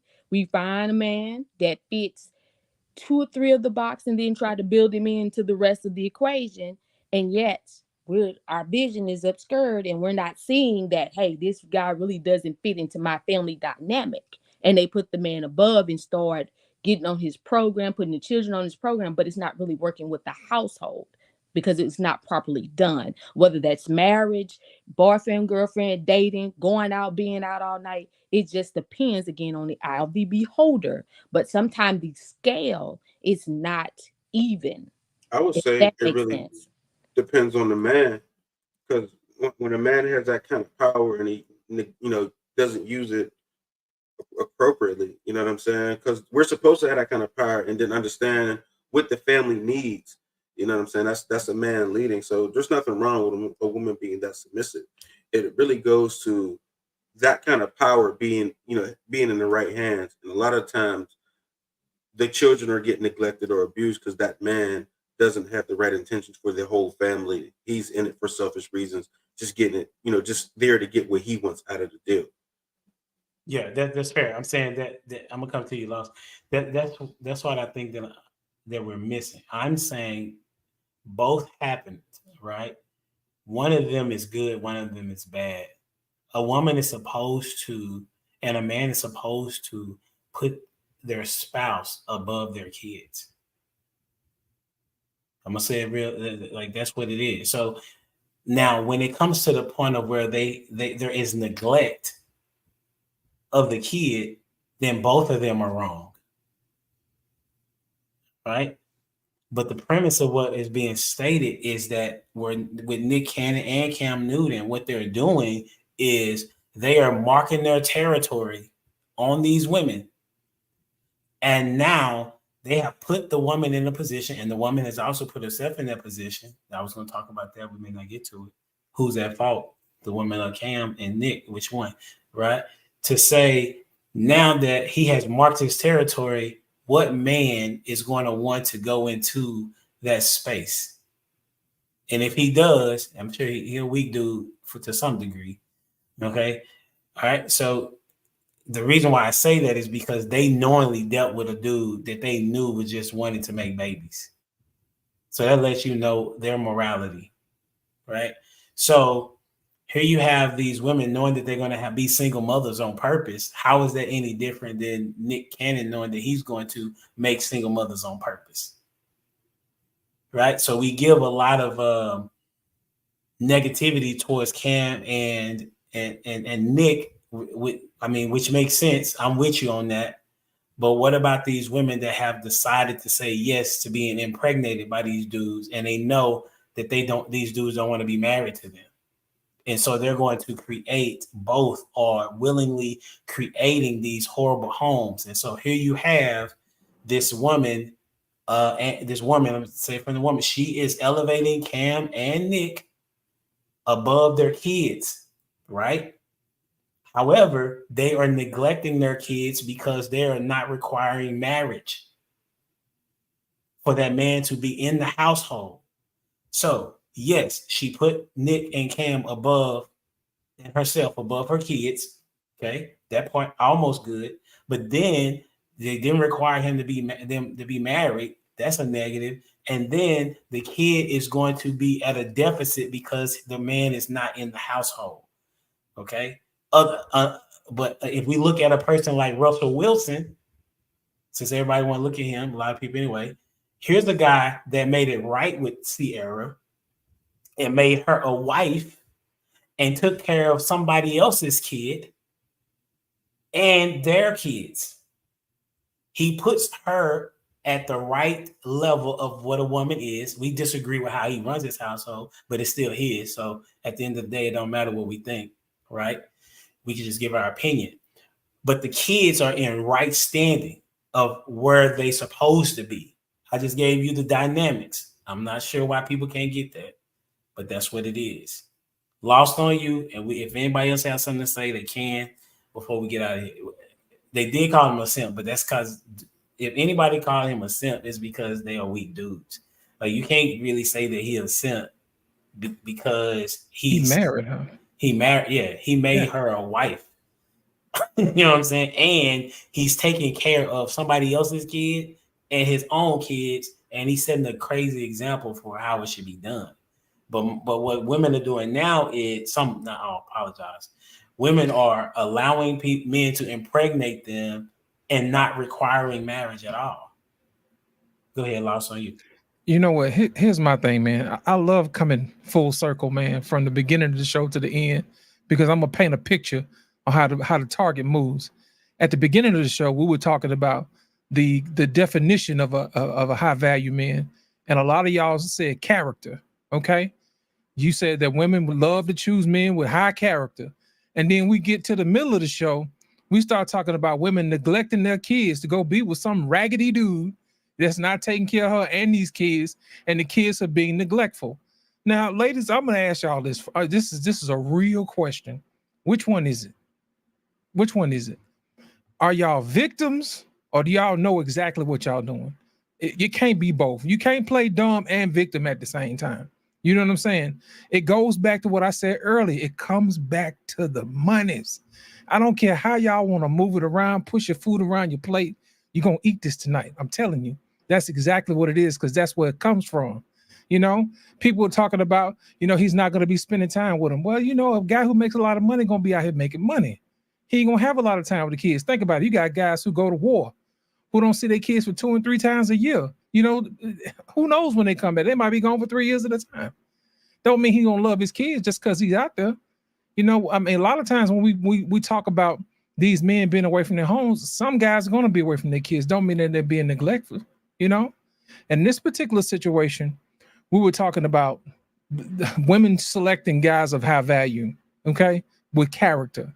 And then next time, in the next breath, we're talking about guys who are not. I mean, the question is, which one is it?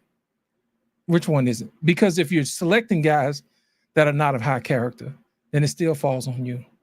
You're still making the decision to hang out with the guy you hang out with, And that's all we were trying to explain at the beginning of the show. And when we started talking about don't put no man before nobody, that was talking about whether or not somebody else could come in and be stepdads to Cam and them kids. When, like Humble Dad said, these guys basically mark their territories. You know, these women settle for having a soft life where they're not responsible for taking care of no husband because they don't want to be no slave. I'm pretty sure y'all done heard that before.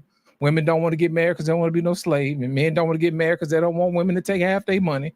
We've heard this before. So when we get people who are like the good doctor who got a what? She got a PhD, you know what I'm saying? And then at the same time, she's telling these guys what they don't need to be doing, but yet in a few years, she's going to be freezing her eggs because she marked her value up so high. You know what I mean? Now she wants somebody to make equal or more than what she's making. And she's trying to dictate to these guys what they're doing. It's all crazy because it goes back to what we talk about in these streets all the time. People tell their girls to go to school, get an education, get a job so you don't need no man. She did her thing. Same way they tell these guys, go out and get you a bunch of girlfriends or whatever, sow your raw oats. That's exactly what they did. At some point, we're going to have to talk about responsibility. At some point, we're going to have to talk about putting priority on what's important. With the good Dr. Bryant, is the family going to be your priority?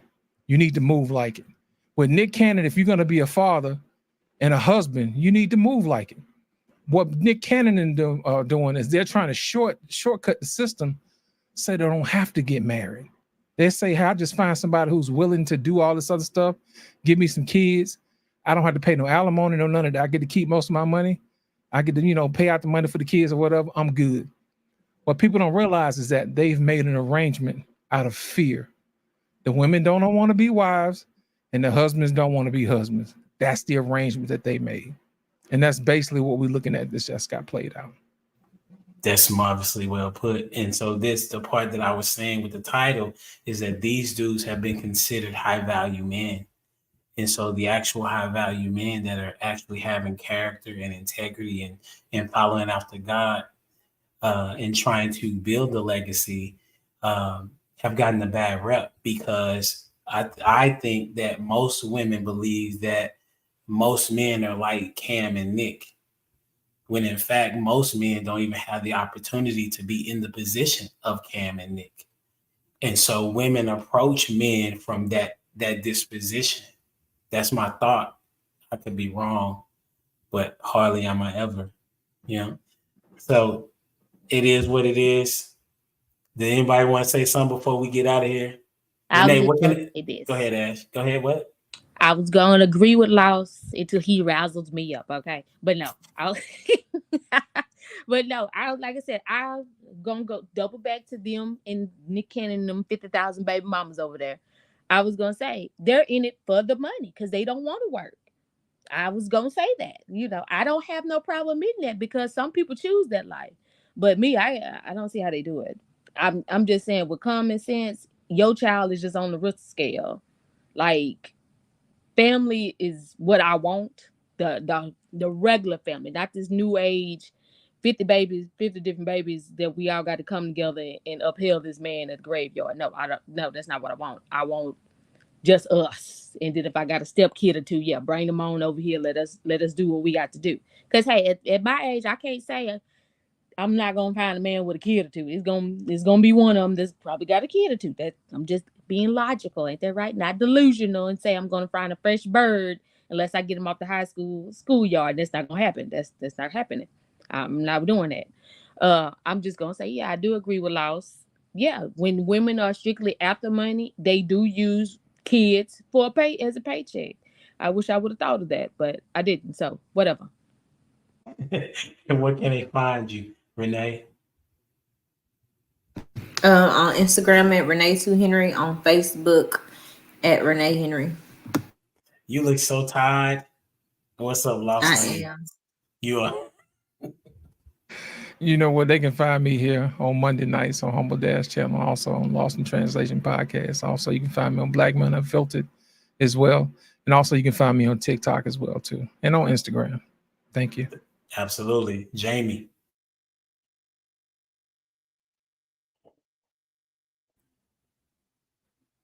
Y'all be acting like y'all don't know who next.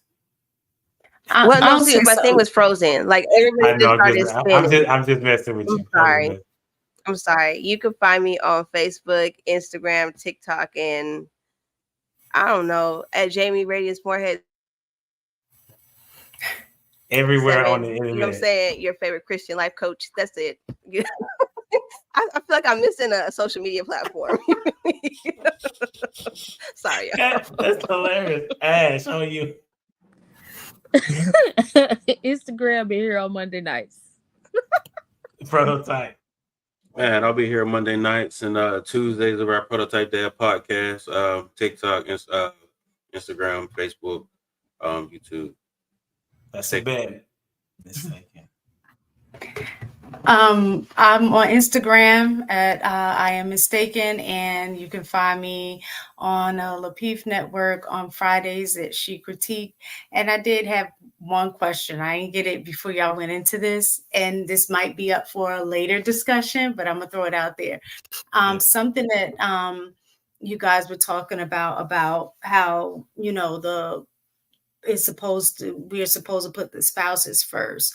But a question that came to mind for me was how does this happen when the expectation, societal or the father, however you want to say it, expectation is that mom handles all things children, right? That they're responsible for majority of the child rearing and all of those things. Typically, I mean, I can say from what I grew up, my dad was there for the discipline, but everything else was on my mom. So the cooking, the setting up doctor's appointments, being sick at night, getting up, all of those things. So typically society expects that the woman for the children, all things are children. So so if that's the expectation, women handles all things children, and then man feels neglected and not put first. So my question is, how do you balance that if the expectation is that the woman takes care of the kids? So I don't want to say solely, but majority of all of the kids' needs, but then the father feels neglected because she's taking care of all of the kids' needs. So maybe some extra help would work. So then that way you won't feel neglected, because there's more time for both of you guys if you're splitting the child rearing responsibilities and duties. Appreciate Can I answer that? Dwayne, Wait, Dwayne, go ahead. No. Save it for later. Lost. I cannot. Go ahead. No, please do. He said, "Go ahead, Dwayne." He said, "Go ahead." He know you got something. You can find me here Monday nights on HD. Lost on you. He was gonna ask you to answer Mistaken's question. Yeah, if you want to, man. Oh, answer her question? Yes. Oh man. Well, if something like a manly duty, can you describe a manly duty for me? That's why I said, I from my experience growing up, my dad handled the discipline. Well, more than just discipline. I think that you're limiting the resume of your dad. On the day to day, no, he'll tell you himself. He doesn't lie about that. He agrees with me. No, I understand. That's like a one of the, but I think there's more to it. Like, what I wrote down as you were saying that it ain't like taking out the trash. Like we typically delegate the taking. No. What I'm forgive me. What I'm trying to say is typically men take out the trash. That duty is typically delegated to the man. Am I mistaken? Yeah, but if he's not there, then he can't take out the trash. So he didn't take out. He's not there. I'm saying he can't discipline. Right. Listen, I'm trying to explain to you. In my situation, most of the time my dad wasn't there. So when trash was being taken out, we took it out. So, but in general, to agree with you, yes, typically that is a duty that's assigned to the dad. Okay, so your question is in a different. For me, I gotta approach it different. I think you're talking about like based on your experience, and I can't argue with your experience. But like for my experience, as for balancing the workload, it's an important thing. But we have primary tasks. they're our primary task. And if we're not able to do the primary task, like let's say, for example, if your wife is sick or your husband is sick, like you have to take on duties at that time. It's not like, no, that's beyond me or below me. I can't do that. But it's a load balancing that then happens in it. So as for the load balancing, it's like, I got your back, you got my back, but we split up and we divvy up the workload so that we are able to allocate enough time for each other. And I'll even put it to you like this: if the man work and the woman work, does that mean that both of them don't have time to spend with each other or the children? No, they still are going to have to prioritize each of those items. So in it, there you have to prioritize what's important to you as for in life. So I get your question, and I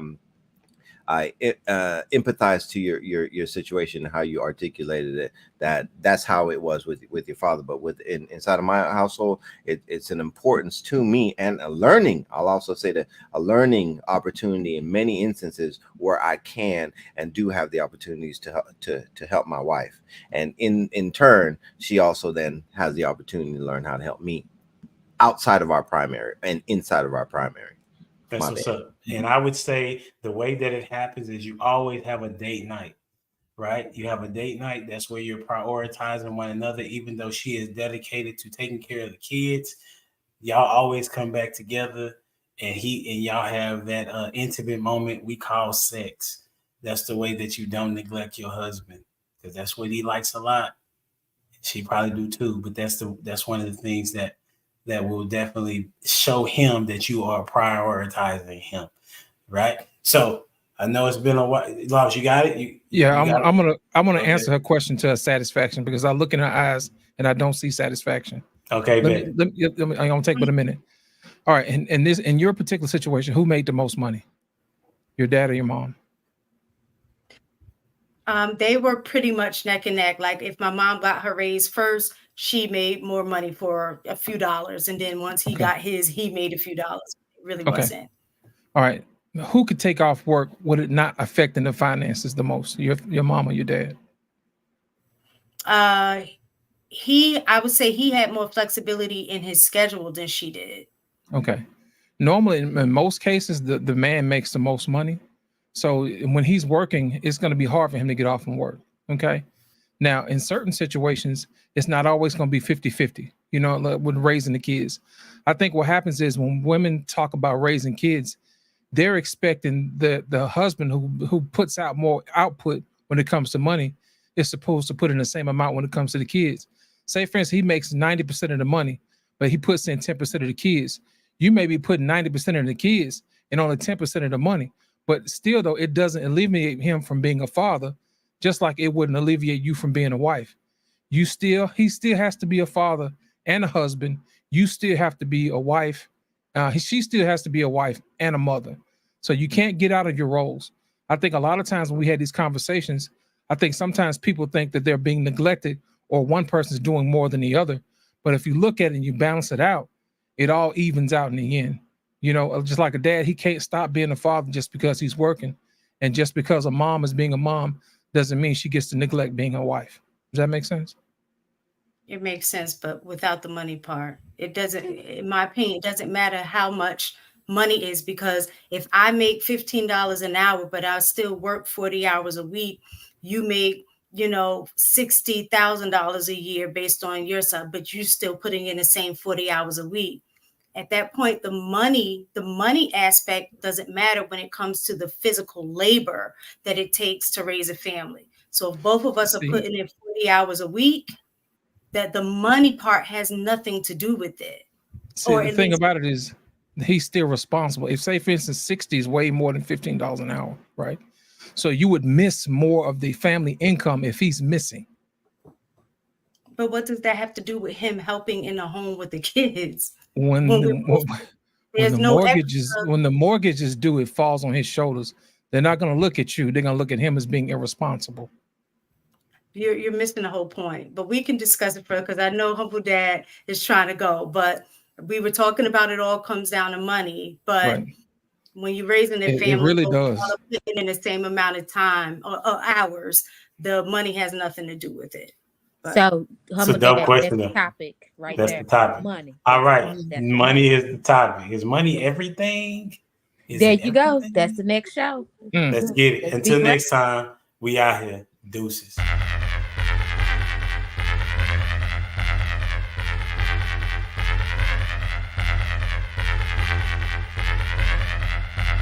The boy is dangerous.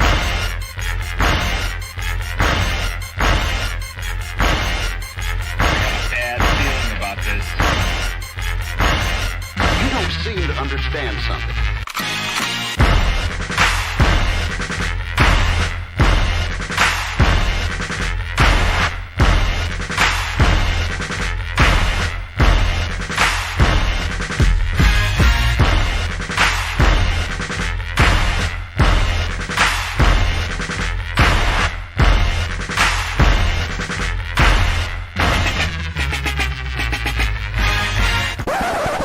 The thing that I like most about being a dad is that I see that I'm about to impact the world.